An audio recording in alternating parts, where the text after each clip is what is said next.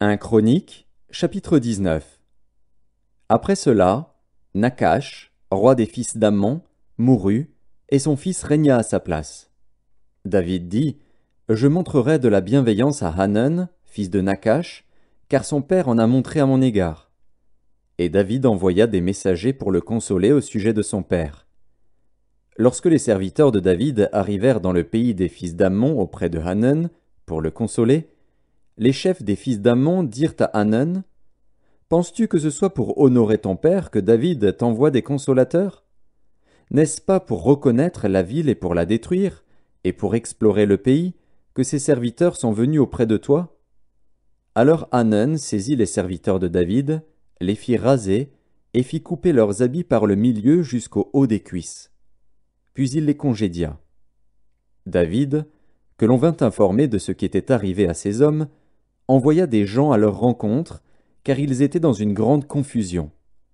Et le roi leur fit dire, « Restez à Jéricho jusqu'à ce que votre barbe ait repoussé, et revenez ensuite. » Les fils d'Ammon virent qu'ils s'étaient rendus odieux à David, et Hanun et les fils d'Ammon envoyèrent 1000 talents d'argent pour prendre à leur solde des chars et des cavaliers chez les Syriens de Mésopotamie et chez les Syriens de Maaka et de Tsoba.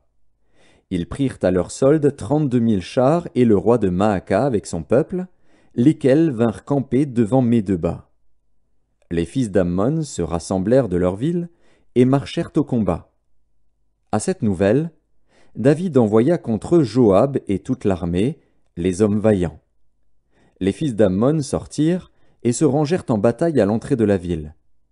Les rois qui étaient venus prirent position séparément dans la campagne.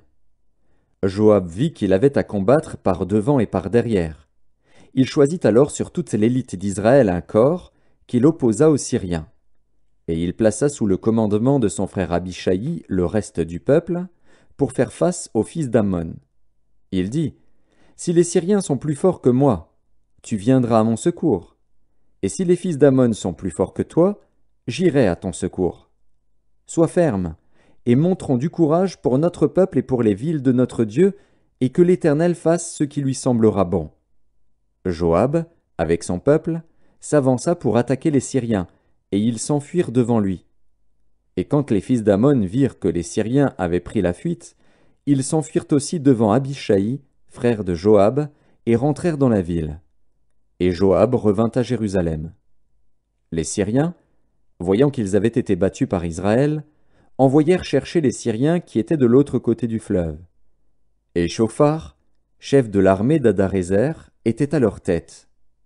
On l'annonça à David, qui assembla tout Israël, passa le Jourdain, marcha contre eux, et se prépara à les attaquer. David se rangea en bataille contre les Syriens. Mais les Syriens, après s'être battus avec lui, s'enfuirent devant Israël. David leur tua les troupes de 7000 chars et 40 000 hommes de pied, et il fit mourir Shophar, chef de l'armée. Les serviteurs d'Adarézer, se voyant battus par Israël, firent la paix avec David et lui furent assujettis. Et les Syriens ne voulurent plus secourir les fils d'Ammon.